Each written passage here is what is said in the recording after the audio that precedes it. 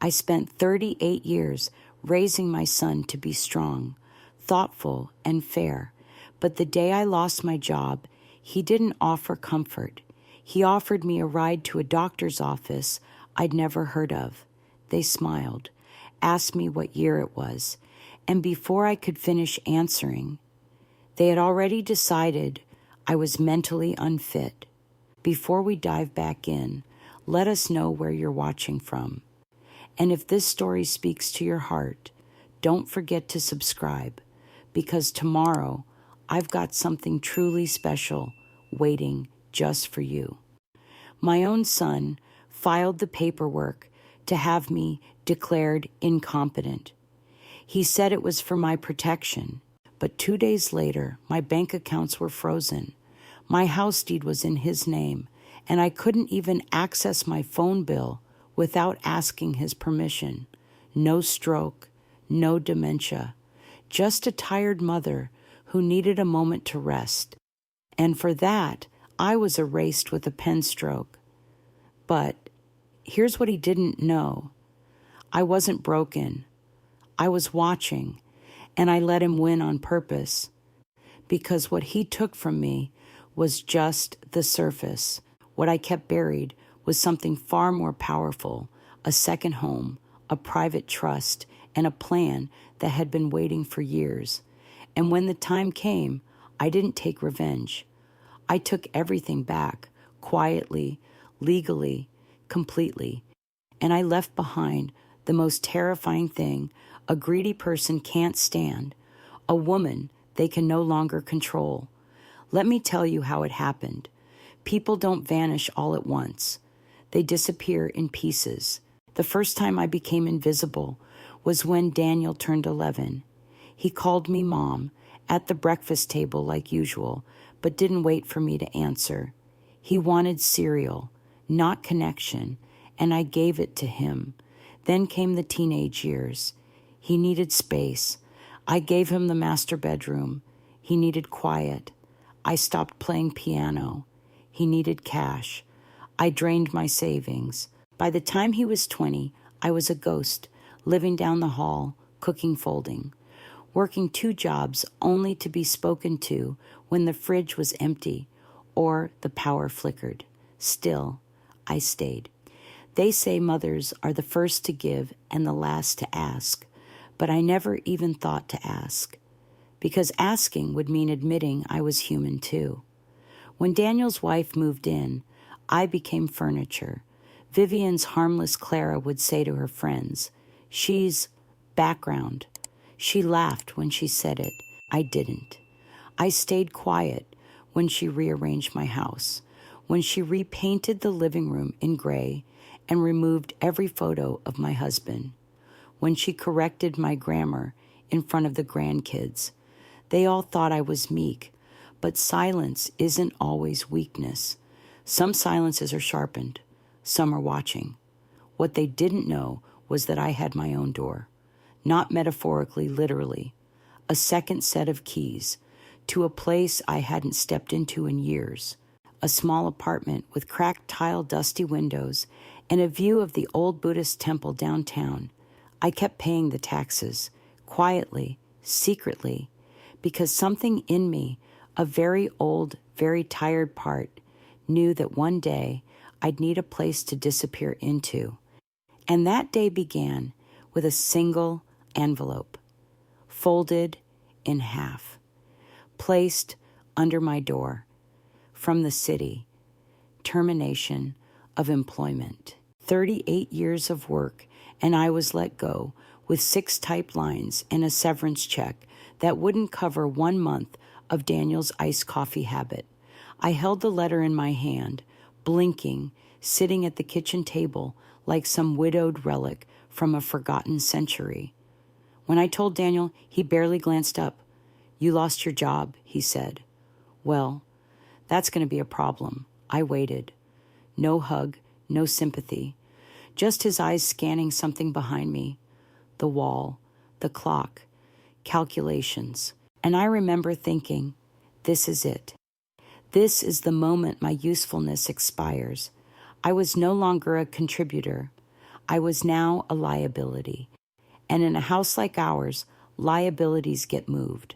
I just didn't know how far yet. But the day you stop being a person in your own family, that's the day you stop apologizing for what comes next. Because if they thought I was invisible before, they had no idea what a ghost with a grudge was capable of.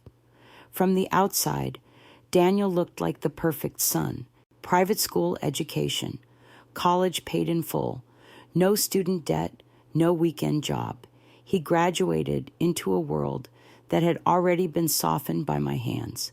He told his friends, I came from nothing and made something of myself. But that wasn't the truth.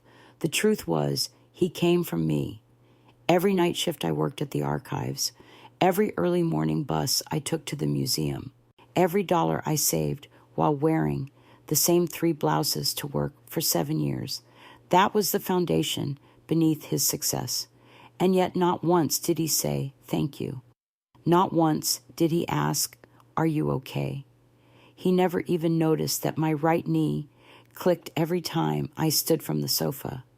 Clara did, but not out of concern. She'd laugh and say, you sound like a haunted doll, Vivian. Clara loved to make me small.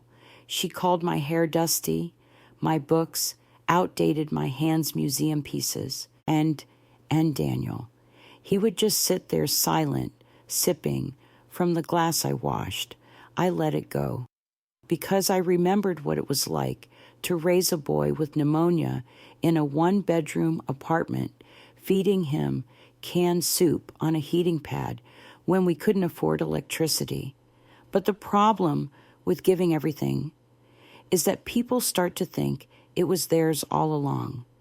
Daniel didn't see my sacrifices as love. He saw them as debt I owed him. When I helped pay the down payment on this house, he said, it's your investment too, Mom. But my name was never on the deed. When Clara crashed her car and I gave them my emergency savings to fix it, she said, thanks, Vivian. You're so generous. But she never said the word family. And when their second child was born, I spent weeks caring for the baby so they could rest. They posted a photo online, thanking Clara's mother for her support. I wasn't tagged. I wasn't mentioned. I was a shadow, a utility, a ghost that tidied up the corners. Still, I cooked. I folded. I smiled when no one else was looking. And every day, I shrank a little more. But you see, when you shrink for long enough, something strange happens. You start to become dense, like a dying star. And all that compression, it builds pressure. And all that pressure, it waits. Until one day, someone who's never worked a night shift, someone who's never worn shoes with cardboard soles, says to you, you should be grateful. We still let you live here. And something inside you breaks. Or maybe it doesn't break. Maybe it sharpens, because I wasn't done yet. Daniel thought he had everything, the house, the power, the inheritance he assumed would be his. But he'd never learned the most dangerous thing about women like me. We don't die quietly. The day I lost my job, I didn't cry. I sat on the park bench near the museum, same bench I'd eaten my lunch on for the past 12 years, and let the silence wrap around me like an old coat. The letter was brief. Budget restructuring. We thank you for your years of service. My years of service could be compressed into 2 lines folded in half and stuffed into an envelope like a discount coupon. I remember staring at a squirrel dragging a piece of bread twice its size across the lawn. And I thought, that's what I've been doing all these years. Dragging burdens for people who never once wondered if I was tired. I didn't tell Daniel that night. I wanted one more day where I was still useful, but fate doesn't wait for timing. He saw the envelope on the counter the next morning, read it, folded it, smiled faintly, and said, so, you're officially unemployed.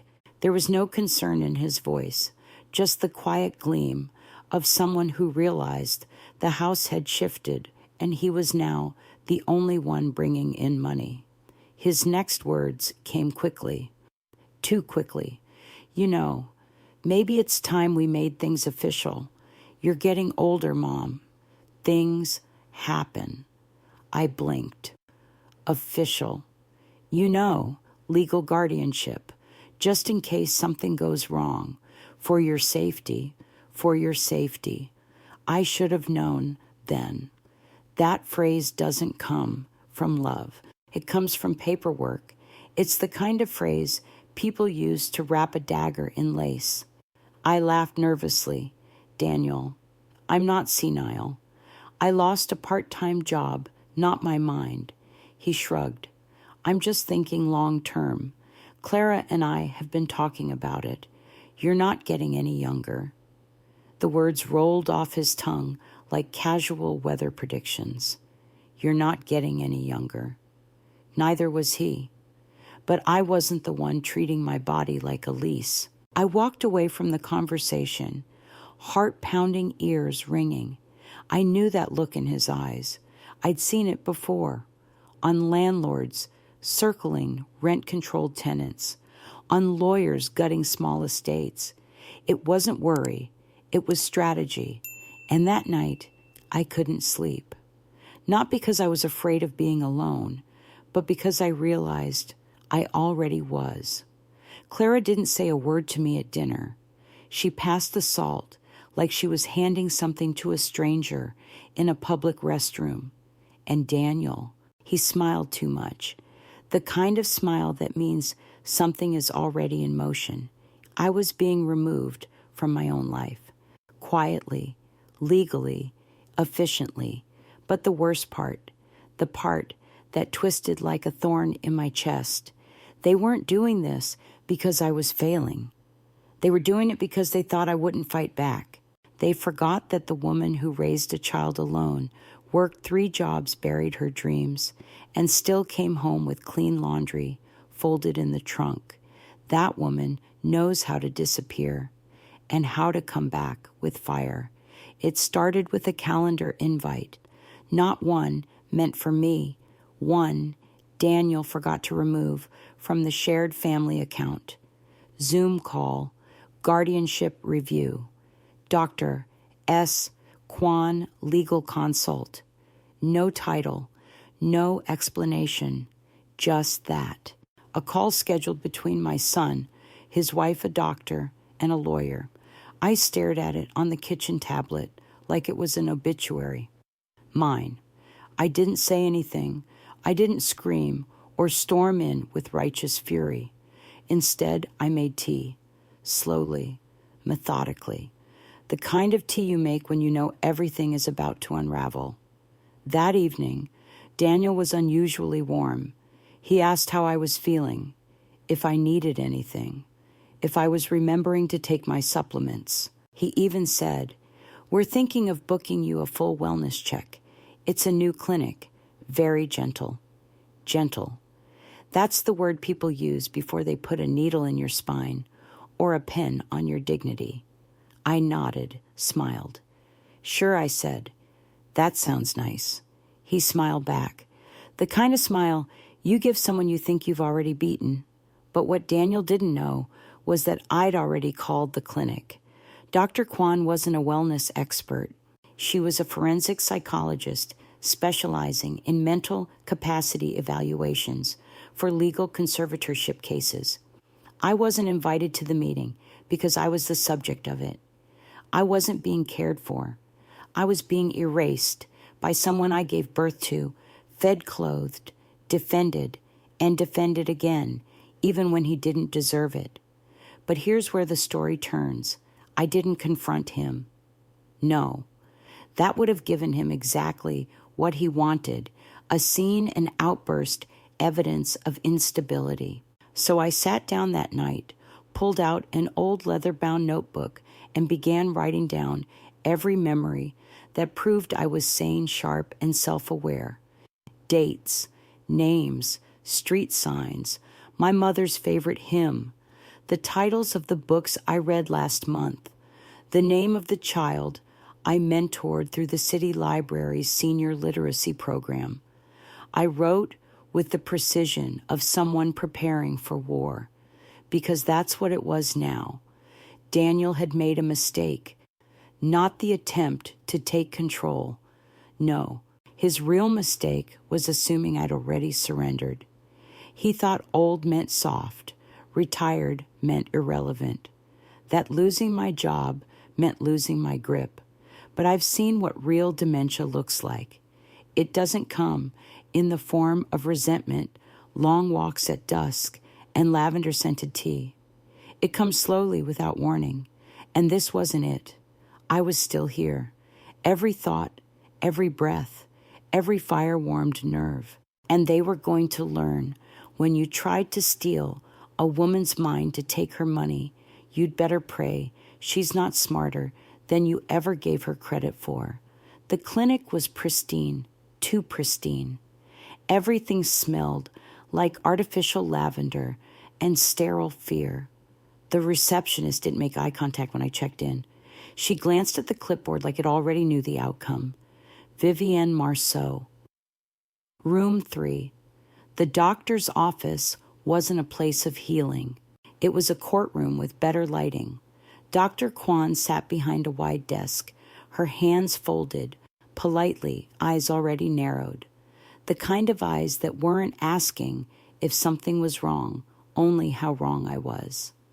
Daniel sat beside me, grinning like a politician. Clara hovered by the door, arms crossed, face pinched with mock concern. "We're just doing a routine capacity assessment," Dr. Kwan said smoothly. "Nothing to worry about." I nodded. They asked me to draw a clock, then recite 5 random words, then answer where I was and what year it was.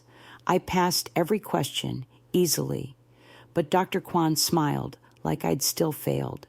"Some signs aren't immediate," she said, scribbling in her notes. "Sometimes the decline is subtle, emotional disconnection, inability to manage stress, resistance to help." I stared at her. She was quoting my son. Daniel leaned in voice syrupy. "We just want what's best for her. You know how proud she is.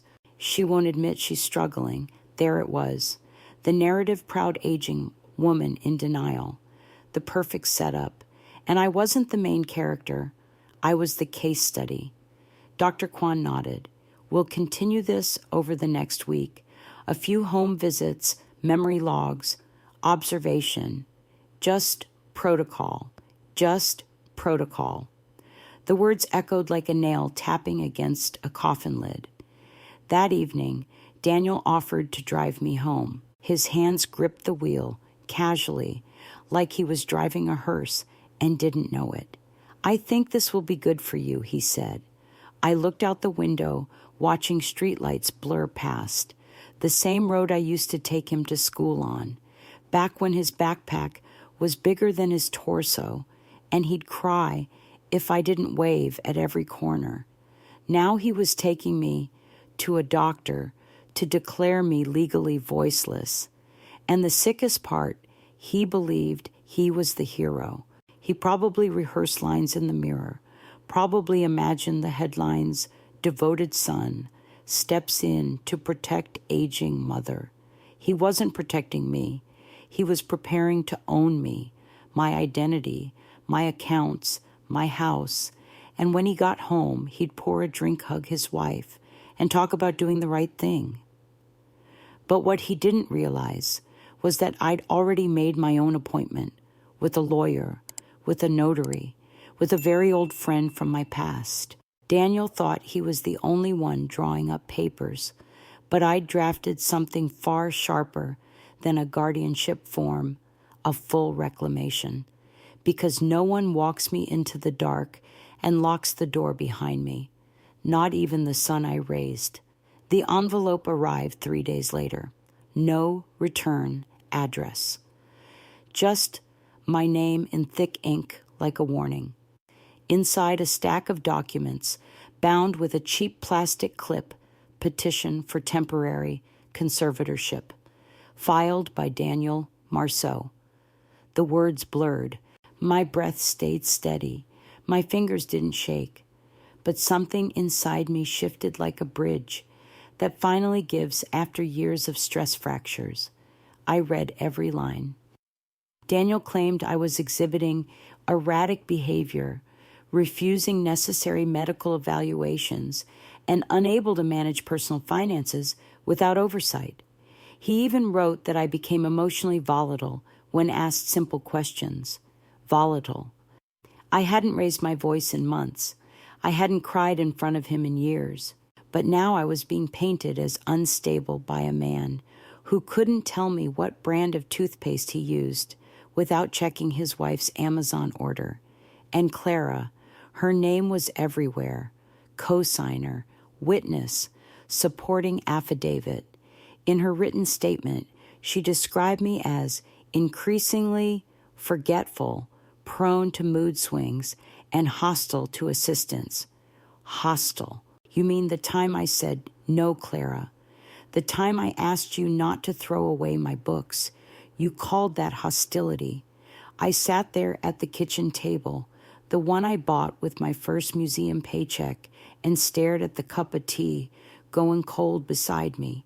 Then I picked up the pen, not to sign, to respond, but not the way they expected. I wasn't going to fight them in a courtroom they stacked with their words. I was going to step around the game entirely, because what Daniel and Clara never understood is that power doesn't come from possession. It comes from preparation, and I had prepared. Years ago, after I lost my mother and nearly lost my mind to grief, I took a Buddhist class at the downtown community center. I only stayed for one season, but one sentence from that class lived in my spine like a steel rod. When someone builds a prison for you, don't fight for the key. Just walk away and let them rot inside it. That's when I decided, let them have the house. Let them have the fake diagnosis. Let them write me off as lost, because I had something far more dangerous than documents. I had clarity and a second address and a lawyer who owed me a favor. Daniel thought the paperwork was the end of my voice. What he didn't know was that I'd already drafted my own set of papers with a clause that would make him wish he'd never learned to spell his own name. The first sign wasn't the court letter, it was the silence. My debit card was declined at the grocery store. The cashier, a boy with shaky hands and acne scars, blinked at the screen and whispered, "Do you have another method of payment, ma'am?" No, I didn't, because I'd already used my only form of payment, the trust I built, with a son who'd now blocked every path back into my own life. I returned home with a half-empty bag and a hollow in my chest where my dignity used to live. Daniel was in the kitchen, Clara beside him, sipping something organic and judgmental. "I think your card's frozen," I said quietly. Daniel didn't even look up from his phone. "Oh yeah, legal said we had to limit access during the review period. Just procedure." Procedure. Clara echoed, her mouth curling into a smirk. "You wouldn't want to make any impulsive decisions." Impulsive? I've measured every teaspoon of salt in this house. I've budgeted every utility bill down to the kilowatt. But suddenly, I was impulsive. That night, my phone stopped working. The next morning, the bank wouldn't speak to me. Authorized contact only. The house deed transferred. The utilities changed. Even the dog, my late husband's terrier Max, had his vet records updated with Clara's name as primary caregiver. I stood in the hallway, surrounded by furniture. I picked walls. I painted a family I raised, and I was a guest. No, not a guest, a ghost. One who couldn't even haunt properly. But I didn't scream, because ghosts don't scream, they remember. They watch. They wait. That evening, I opened the safe box I kept hidden in the closet beneath my old coats. Inside, a sealed envelope, thick with contracts stamped with a wax seal. It was from Elaine March, a woman who died 5 years ago and whom no one in this house had ever heard of. Elaine had no children, no heirs, and a quiet sense of gratitude. She was the woman I cared for on weekends, back when I worked home care. She left me her apartment, her pension residuals, and a private account she asked me never to touch until I needed it most. I hadn't, until now. I folded the papers gently. Then I folded the truth I'd been denying for weeks. I wasn't safe here anymore. I wasn't respected. I wasn't trusted. I wasn't loved. I was being erased. And now that they had taken everything, it was time I let them have it, let them hold it, smother themselves with it, cling to it like kings in a kingdom of sand. Because I was done knocking on doors they had already bolted shut. I had a key, and it opened something they'd never see coming. The apartment wasn't glamorous. No marble countertops, no landscaped hedges, just 4 stories above a forgotten cafe and a view of the old bell tower from the east window. But it was mine. I hadn't been there in over a decade. The air smelled like old paper and lavender soap, the scent Elaine always kept in the closets. The key turned easily in the lock, like it had been waiting for me. And in a way, it had. Elaine March, a name not spoken in this family because they never knew she existed. She was my client once, then my friend. A retired opera teacher with brittle bones and a wicked sense of humor. I cared for her in the final years, brushing her hair, reading her sonatas, holding her hand when her memory slipped. And one day she whispered, "You're the only person who ever treated me like I still mattered." She left me this apartment in her will, sealed in legal clarity. No loopholes, no claims, not out of sentiment, but out of recognition. And I foolishly had almost forgotten it was here.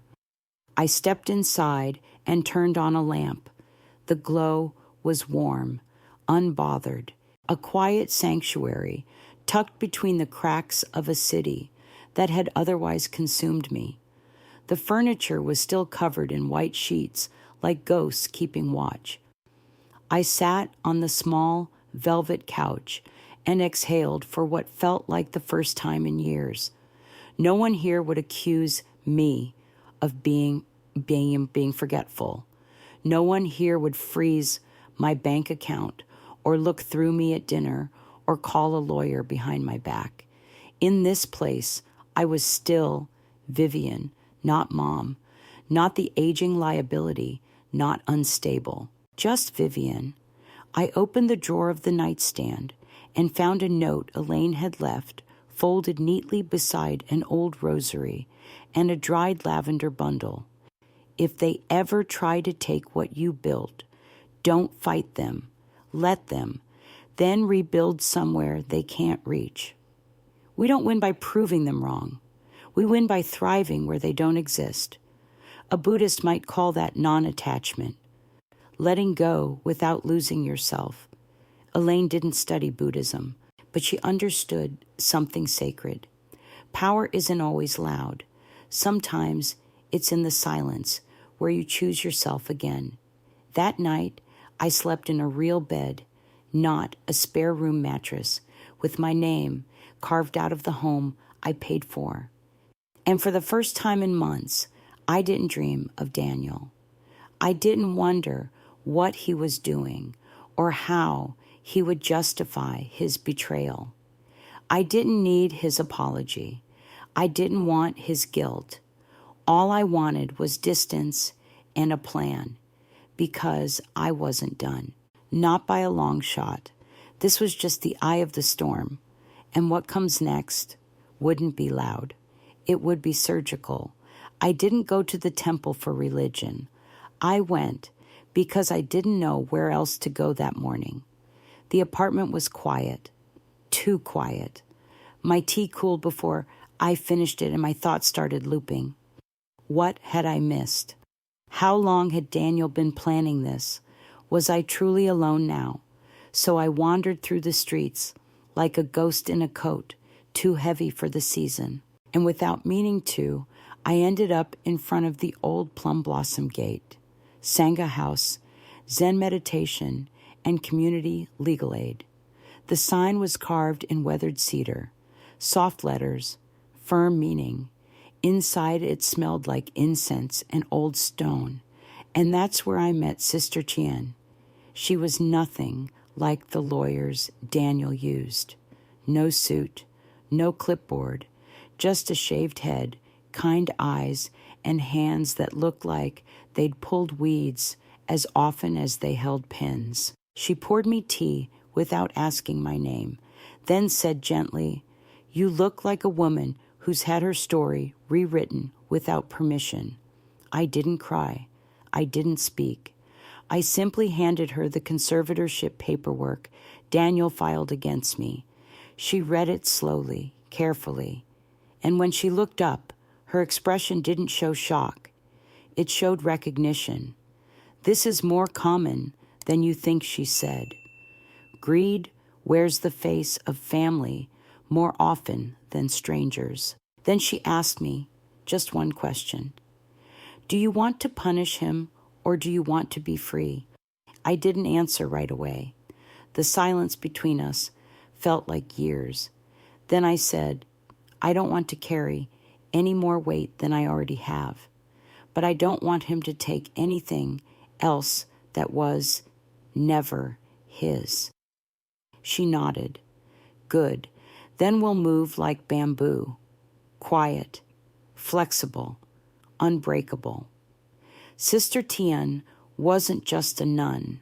She was once a civil rights attorney before trading her courtroom heels for a monastery robe after her mother died forgotten and mistreated in a facility her own nephew placed her in. She didn't need my whole story to understand. She just needed the facts and my name on a few forms. Together, we began the slow, deliberate process of reclaiming my legal identity, freezing the hidden account linked to Elaine's inheritance, and drafting a quiet private will. One clause stood at the center. Should any party attempt to strip Vivienne Marceau of her autonomy through legal coercion or guardianship without medical foundation, all claims to estate access shall be immediately revoked. It was the legal version of a Zen koan touch, this boundary, and everything dissolves. I didn't raise my voice. I didn't call Daniel. I didn't threaten, because that would have made me visible, and visibility is what they expected. A woman screaming, breaking, spiraling. But what I became was quieter than silence and more dangerous than rage. I became deliberate, and with every notarized page, every quietly placed phone call, I felt something return, not power, not revenge, my name. I didn't pack much, just enough to make them worry. A coat, a few blouses, my old journal, and the photo of my husband I kept hidden in a book spine. No goodbye note, no confrontation, no drama to feed their narrative, just absence. A silence so absolute it became louder than any scream. I left before sunrise, the same way I used to slip out for work when Daniel was a boy, quiet feet, closed doors, no shadows trailing behind. Only this time I wasn't earning the day. I was erasing it. By noon, I was gone. By dusk, I was untraceable. Not missing, not endangered, just unavailable. I turned off the phone they paid for, canceled the pharmacy account, filed a formal mail redirect to a confidential address through Sister Teen's legal network. It was the softest rebellion I'd ever staged, and the most effective. Back at the house, I imagined Daniel checking his banking app, trying to transfer funds from what he believed was his new domain, only to see access denied. Clara pacing, messaging me in her rehearsed sweetness. "Hey, Vivian, just checking in. We haven't heard from you. All okay." And I bet when the hours passed and no one replied, she started wondering if maybe I'd finally lost it. Walked into the ocean, wandered into the woods, wandered out of their reach. Good. Let them wonder. Let them sit in the house. I paid for the kitchen. I cleaned the bed linens. I folded, and asked each other why the air suddenly felt wrong. Let them taste what they tried to serve me uncertainty, because now I was gone, not dead, not fragile, not broken, unreachable, and from the small cracked balcony of Elaine's apartment, I watched the world move without me for the first time. A bird nested in the eaves. A woman downstairs argued with her dog. A monk passed by with a box of donated bread. No one asked who I was. No one tried to control me. No one handed me a label and asked me to wear it like a leash. In this sliver of anonymity, I found something they had tried to take control. They thought they'd locked me into a role dependent, frail, mentally unfit. But the truth was, I had walked off the stage entirely. And now the lights were still on. But the show was mine now. In Elaine's apartment, the world didn't ask me to explain myself. No one barged in. No one knocked. No one called me mom without looking me in the eye. The windows faced east. Morning light stretched across the floors like grace itself. I swept the dust off the bookshelf, lit incense for no reason at all, stared at my hands for a full minute, and whispered, "I'm still here." That might sound small to someone who's never been erased.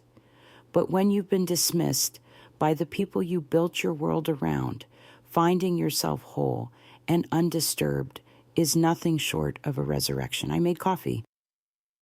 With intention, I read poetry out loud alone and didn't feel foolish.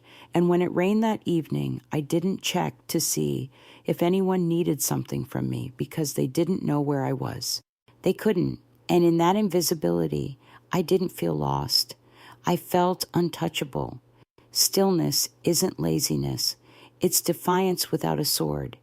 It's how a candle says, "I won't chase the dark, but I won't surrender either."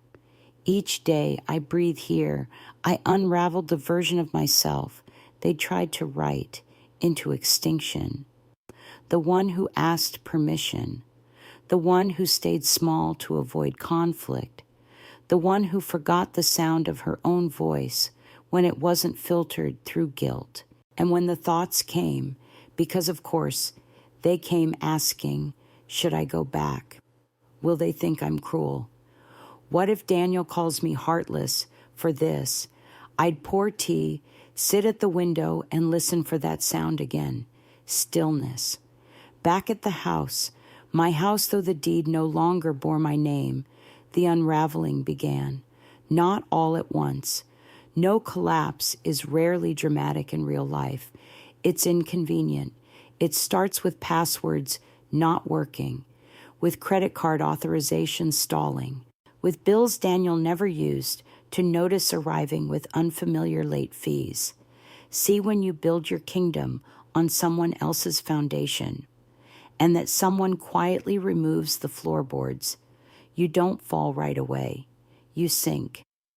According to the temple's legal liaison, an ex-auditor with a grin sharper than any scalpel, Daniel immediately began using his new authority to transfer funds.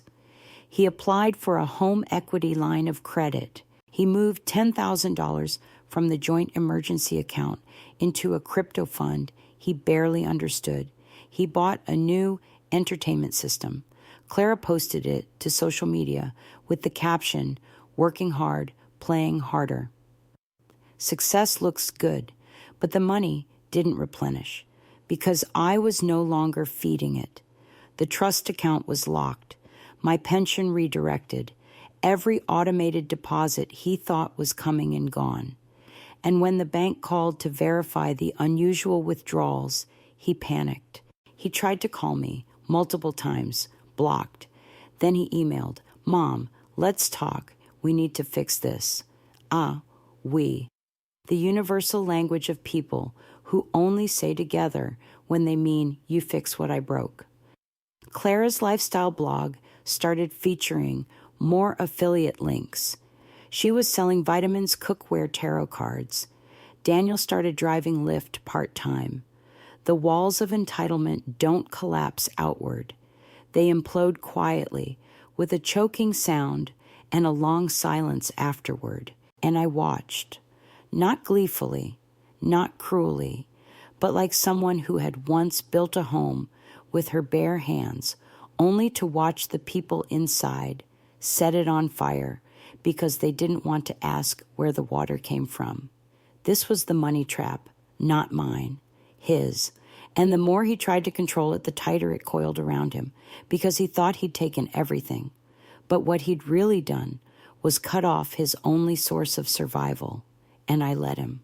Because sometimes the most devastating thing you can do is nothing at all. It showed up on page 7 of the Sunday edition, tucked between a column about rising rent and an op-ed on aging caregivers. The headline was quiet, almost apologetic. She gave everything. They took her name. A local journalist, young Ernest, the kind who still believes words can rearrange the world, had been volunteering at the temple's elder legal aid sessions. She never asked me to go on record. She didn't need to. She saw the paperwork, the signatures, the pattern, and she wrote about a rising trend of financial guardianship abuse among seniors, particularly women. Mothers declared incompetent by adult children, not because they were a danger to themselves, but because they were in the way. The article didn't name me. It didn't have to. There was a photo, black and white, taken from the back, from across the temple garden. A woman seated cross-legged on a bench head, bowed slightly, a cup of tea in her hand. The caption read, "She cooked their meals, paid their bills, and when she needed rest, they filed for ownership." I stared at the picture in my apartment for a long time. It didn't feel like me. It felt like a monument to a life I was still quietly walking away from. Daniel read the article too. I know he did, because that night he tried to log into the shared family fund again, 3 times, and failed 3 times. I imagined the look on his face, the shift from confusion to realization to panic, the dawning awareness that whatever leash he thought he had wrapped around my throat had turned into a noose around his own plans. He texted, "Did you talk to someone about me?" Then again, 5 minutes later, "If you're trying to make me look like the bad guy, this isn't fair." Fair. That word always sounds strangest when it comes from people who never cared about fairness until it stopped benefiting them. I didn't respond. I clipped the article out of the paper and folded it gently into the back of my journal, not as evidence, not as vengeance, as a reminder that there was a world outside that still had ears, that someone somewhere could see the shape of what I had lost and believed it was worth naming. The Buddha once said, 3 things cannot long be hidden: the sun, the moon, and the truth. The truth had made it to page 7. That was enough for now, because truth is slow like water. It doesn't always roar. Sometimes it just seeps, And by the time you notice it's flooded the room, it's already too late to swim. Paranoia doesn't arrive with fireworks. It seeps in soft as steam, sharp as rust. Daniel had always walked through the house like it belonged to him, but now his steps had hesitation, pauses between movements, small glances at the door, the windows, the corners of every room, like the furniture might speak. He started unplugging the Wi-Fi at night. He changed the password to the smart TV, set up motion detectors by the front door, installed a camera on the mailbox, not because he feared strangers, because he feared me. He didn't know where I'd gone. He didn't know what I knew. And that made me dangerous. Clara wasn't doing much better. She stopped posting, deleted old blog entries that mentioned me, started whispering during her calls. One neighbor told another, who told another, who eventually told the temple janitor's sister, who sold incense outside the community gate, that Daniel had accused a grocery clerk of conspiring with me after his debit card declined. They say paranoia is the tax you pay for betrayal. He was deep in debt. Every locked drawer he checked twice. Every whisper between coworkers that made him flinch. Every shadow in the hallway, at night, just out of view. He tried to log into the family fund again. This time it wasn't just access denied. It was account not found. That's because I'd moved it, quietly, split into two separate legal entities wrapped in elder protection trusts overseen by Sister Tian and the temple's legal network. Daniel didn't know that what he lost wasn't just money. He'd lost the map. And now he was in a mansion of mirrors. Every step forward, reflecting back, the one question that always haunts the entitled, what if they don't need me anymore? Let him wonder. Let him dig through files, call banks, email lawyers, let the paranoia bloom, because what he felt now was just a taste of the fear he tried to feed me. And unlike him, I knew how to live with silence. The phone I use now wasn't smart. It didn't track me beep or update. It was a small black flip phone, the kind that says I only speak when I choose to be heard. The call took 3 rings. Greenbridge Legal Consortium. A calm voice answered, a voice I hadn't heard in over a decade. Hello, I said. This is Vivian Marceau. I need to unfreeze. Trust. 7399. There was a pause. Then a click of recognition. The voice softened. Yes, ma'am. We've been waiting for this call. Paperwork doesn't have to shout. It only needs to exist in the right hands, with the right timing, and the right absence of panic.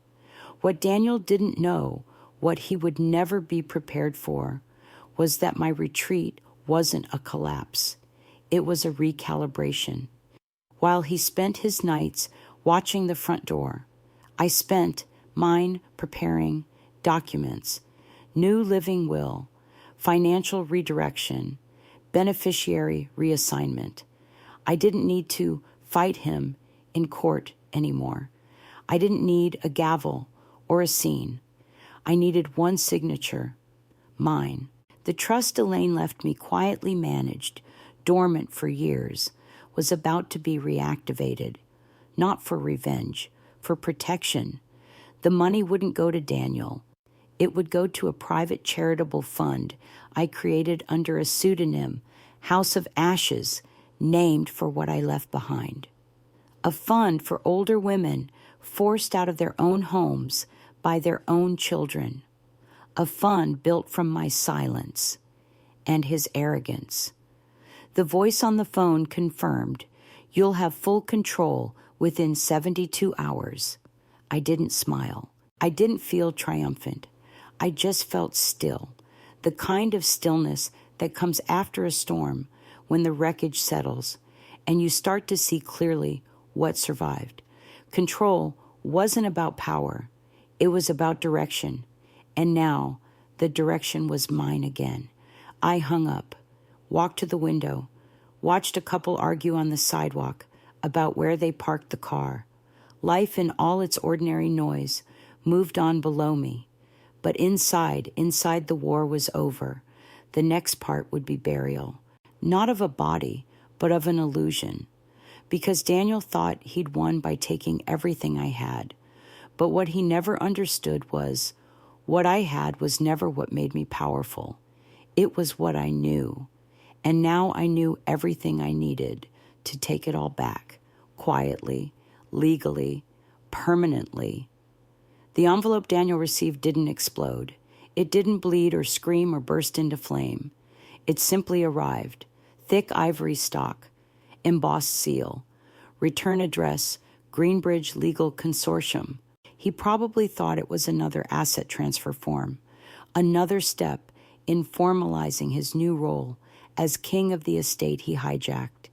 Instead, it was a summons, a formal petition to reverse the conservatorship, filed by me, signed by my new legal guardian myself, backed by notarized medical records from 2 independent evaluators, both of whom had cleared me of any cognitive decline, both of whom had included copies of their interviews, word-for-word contradictions of Dr.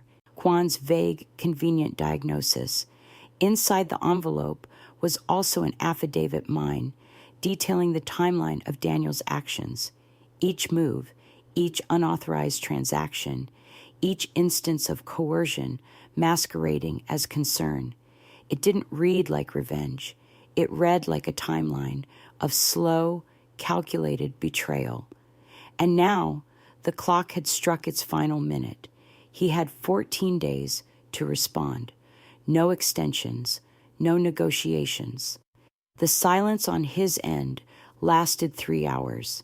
Then came the emails. Mom, what's this about? Why are you trying to drag this into court? We can talk. Don't let outsiders poison our family. Outsiders. The word people use when they mean witnesses. He tried one more message. You don't want this. It's going to make you look unstable. That one made me laugh. Because Daniel still didn't understand, I wasn't unstable. I was free. I didn't reply. Instead, I forwarded the email to Sister Tian's legal team with one line, "Let's proceed." And just like that, the woman they thought had wandered off into a fog had returned. Because I wasn't just reclaiming my autonomy. I was planting it like a flag in the courtroom where he thought he'd already buried me. And when we walked into that room, he would finally understand the most terrifying truth of all. The quiet woman you discarded is the one who came back holding the match. The courtroom wasn't grand. No high ceilings, no echoing chambers, just dull carpet, flickering fluorescent lights, and the scent of old air and judgment. But it didn't need grandeur, because the most powerful sound that day wasn't a gavel. It was my silence. Daniel sat across from me in a stiff navy suit, his tie too tight, his expression carefully measured. He didn't meet my eyes. Clara wasn't there. Of course she wasn't. Parasites detach when the host stops feeding. The judge, a woman with steel gray hair and reading glasses, perched like swords, flipped through the stack of documents slowly. Every page was a stone on Daniel's chest. Medical reports, financial records, a notarized letter from Dr. Kwan's office subtly retracting her preliminary impressions. The real killer, a transcript of Daniel's own text messages. We just need to get her declared before she tries anything. She won't even know what's happening. The house is basically ours already. The courtroom was so quiet you could hear the fluorescent bulbs buzzing like gnats. The judge looked up at me. "Mrs. Marceau, would you like to speak?" I stood, straightened my coat, took a single breath that sounded like the past 20 years leaving my lungs, and said, I may forget my name someday, but I will never forget what betrayal feels like, nor will I let it define what's left of me. Then I sat back down. The judge nodded once, slowly, then turned to Daniel. Her words were short. To strip autonomy from another human being without due cause is not only immoral, it is predatory. Daniel's mouth twitched, but he stayed still. When the final papers were signed, I didn't cheer. There was no fist in the air, no declaration of victory, only silence. But this silence was different. It wasn't the suffocating hush of being ignored. It was the sacred quiet of a storm that passed and left you standing. I walked out of that courtroom without my old title, without dependent, without unstable, without too proud to ask for help. I walked out with the new one whole, and Daniel. He walked out with nothing except the echo of the truth he tried so hard to bury, and the sound of my voice finally and forever his equal. Truth doesn't always explode. Sometimes it leaks, like ink in water. The first ripple was a local journalist's follow-up article, Elderly Woman Wins Legal Battle After Son's Secret Conservatorship, Plot No Names. But just enough detail, just enough timing for people to connect the dots. A quiet buzz began to swell beneath the surface of Daniel's carefully curated life. The neighbors stopped waving.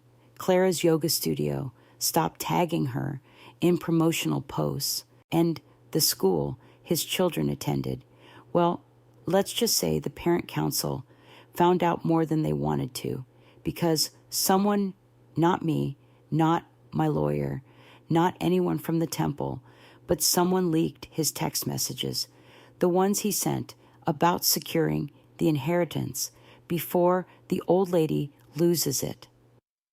Screenshots began circulating in private Facebook groups, then public ones. Then they hit a parenting forum. Then Reddit. And Daniel's world, built on silence and unchallenged control, began to shake. He posted a statement on social media, all lowercase vulnerability and performative regret. Just trying to protect my mom. Things got messy. Don't believe everything you read. The comments did not forgive him. You tried to erase your own mother. You're the reason people fear aging. You didn't lose a parent. You lost your humanity. I didn't say a word. I didn't need to, because the public doesn't need revenge. They just need proof, and Daniel had given it to them in his own handwriting. Sponsors pulled from Clara's lifestyle blog. Their shared bank accounts were flagged for investigation. An anonymous donor, I wonder who sent screenshots, to a journalist writing a larger piece on elder financial abuse. And still, I said nothing, because silence, when worn by the right woman at the right time, is armor. Let them talk. Let them whisper. Let the sound of his name shrivel under the weight of what it now represented. Because, for the first time in years, I wasn't the one carrying the shame. He was. And public exposure wasn't the flame that burned him down. It was just the mirror he refused to face. Reputation doesn't crash like thunder. It peels away layer by layer until the person inside has nowhere left to hide. Daniel used to walk with his shoulders squared, chin lifted like he belonged to something unshakable. But now he flinched when someone said, "Guardian." He crossed the street to avoid the retired couple who used to wave from their garden. And when he spoke in meetings, if they still let him, he stumbled over the word integrity. Because once your name is whispered in the same sentence as elder abuse, doors close. At work, The HR department launched a discreet review. By the end of the week, he was placed on temporary leave. Clara's sponsorship deals dried up like salt in the sun. No one wants to buy tea or candles or mindfulness planners from the woman who helped defraud her own mother-in-law. Their faces disappeared from local events. No more brunches, no more influencer photos and curated lighting. Even their children's school began whispering about a transfer, not because the kids did anything wrong, but because shame drips, and it stains everything it touches. Daniel tried to spin it. He posted cryptic quotes about forgiveness. He reshared articles on mental health awareness. He even started a podcast called Men Who Heal. No one listened, because when you strip your own mother of her autonomy and bank accounts, you don't get to rebrand. You're not misunderstood. You're seen. He sent another email. Are you happy now you've ruined me? But I hadn't ruined him. He did that all on his own. All I did was step out of the frame and let people see the portrait for what it really was. Because when you live by manipulation, your greatest fear isn't justice. It's being known. And Daniel was finally known. Not as a provider, not as a protector, but as a man who gambled with his mother's life and lost. The house wasn't just a building. It was memory stacked in drywall. It was 2 a.m., fevers soothed in the hallway. It was recipes whispered to children who no longer remembered them, and it was mine, even if the deed had once said otherwise. Daniel had transferred it to his name during the conservatorship. Clara had signed as witness, smiling like it was paperwork and not a quiet theft. But the courts now had another word for it: undue influence. See, it turns out, when you sign over your home under pressure with frozen assets and misrepresented medical evaluations, it doesn't hold, especially when your legal team includes a Buddhist nun with a doctorate in elder law and a retired estate litigator who now volunteers twice a week out of sheer moral rage. The case didn't make headlines, but it didn't need to. It made impact. The judge read the timeline aloud in court. Transfer of deed, executed 48 hours after conservatorship. Change of accounts, same week. Withdrawal of retirement funds within 1 month. She looked at Daniel with eyes that had no room left for excuses. This was not care. This was control. And just like that, the house returned to my name, to my breath, to my hands that once scrubbed its floors when no one else offered to lift a broom. When I walked back through that door alone, steady keys in hand, I didn't cry. I stood in the doorway, let the quiet greet me like an old friend, and whispered, "You waited." I opened the windows, let the past drift out like dust, let the present settle in. And as for Daniel, he didn't show up to the final hearing, which was wise, because I wasn't coming back to beg. I was coming back to reclaim, not just a house, but my place in the story. I didn't keep the house. I could have, legally, emotionally, symbolically. But why hold on to something that reeked of betrayal? Every wall remembered what I didn't say. Every doorknob had been turned by hands that once filed papers to steal my future. So I listed it, quietly, no sentimental photos, no family history, and the people who bought it. They were a young couple with a disabled mother. The woman, Rosa, walked with a cane and a quiet kind of grace, the kind that comes from surviving things that never make the news. They didn't want luxury. They wanted peace. They walked into the living room like it was sacred. "This feels gentle, Rosa," said, running her hand along the fireplace mantel. And in that moment, I knew the house no longer belonged to grief. It belonged to people who knew how to hold it softly. I sold it for less than market value, way less. My lawyer looked at me like I'd gone mad. But some houses aren't sold for profit. They're released like breath you've been holding since the moment your heart was broken under that roof. Daniel never found out who bought it, but I hope he drives by sometimes. I hope he sees the curtains open and hears music through the window, and I hope it burns, not out of cruelty, but because that's what happens when you try to claim a home built by love and are replaced by strangers who treat it better than you ever did. The envelope was thin, no return address, no handwriting, just my name. Inside, a letter from Daniel.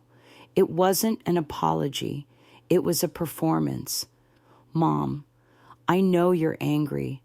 I know things got complicated, but family doesn't turn its back on family. We need to move forward. We, that word again, always showing up when the damage is done and the walls are ash. He ended it with a request. Let's meet, just you and me. 1 hour, one conversation. I didn't respond because the only thing more powerful than confrontation is absence. Instead, I wrote one line on a card. No emotion, no signature, just truth. You had the key to my heart, and you picked the lock instead. I mailed it to the old address, his name now scratched off the deed like graffiti scrubbed from a grave. And that was it. No ceremony, no grand declaration, just a decision to leave the phone calls unanswered, to let the holidays pass without his name, to cut the thread, not with fire, but with cold clarity. There is a kind of silence that doesn't beg to be understood. It doesn't whisper or weep or wait. It just ends. Daniel was not disowned in court. He was disowned in the quiet room where I looked at everything he'd taken, everything he'd ruined, and said to myself, no more. No announcements, no posts, just the kind of goodbye that leaves no door unlocked, the kind that can't be walked back. Because sometimes the greatest act of love for yourself is refusing to let someone who destroyed your trust ever hear your voice again. There was no body, no casket, no lilies, no church bells, just incense, a wooden floor, and a monk chanting softly at the altar. I didn't wear black. I wore blue, the color of deep water and long endings. The temple held a monthly ceremony for those who are gone but not dead. People come to grieve parents who disappeared, children who changed numbers, lovers who walked out mid-sentence. This time I came for a son who still breathed but no longer existed in my world. The monk handed me a single slip of parchment. Write their name, she said. I paused, then wrote not his full name, not the legal one, just the boy I raised. Because Daniel, the man who filed papers to erase me, he wasn't the child I sang to in the kitchen, the boy who used to fall asleep on my chest with his socks half off. That child died a long time ago, and I hadn't mourned him, not properly. So I sat in stillness while the others lit candles and whispered names like prayers they were still half hoping would return. When my turn came, I lit my incense, bowed my head, and said nothing. No mantra, no chant, just a breath out, like releasing a ghost. A funeral with no coffin, no grave, and no grief that anyone else could name. But for me, it was the moment I stopped carrying the corpse of what should have been, and let the living return to the business of being alive. It took me 68 years to learn that a kind woman without boundaries is just a slow-burning sacrifice. At the temple after the funeral, with no coffin, Sister Thien sat with me beneath the Bodhi tree replica. She poured tea, 2 cups, and slid one toward me like an invitation. "You don't look angry," she said. "I'm not," I replied. "I'm clean." She nodded as if that word made more sense to her than forgiveness ever could. "People confuse letting go with being kind," she said. "But there is no compassion without protection. Even the Buddha said, 'Guard your mind like a city under siege.' We don't hate the invaders. We just don't leave the gates wide open for them. For most of my life, I let guilt blur the lines. I confused love with labor. I thought being useful was the price of being allowed to exist. But boundaries, I've learned, are not walls built from bitterness. They are fences built from wisdom. The Dharma doesn't say let everyone in. It says, be mindful of who you invite to your peace." Daniel was not exiled. He was simply uninvited. And in that uninviting, I found something I'd been chasing for decades. Not control, not revenge, but space. Room to breathe without bracing for harm. Room to think without being rewritten. Room to be good to myself without having to be good for anyone else. The Dharma of boundaries is not about locking others out. It's about remembering that you were never meant to bleed to keep someone warm.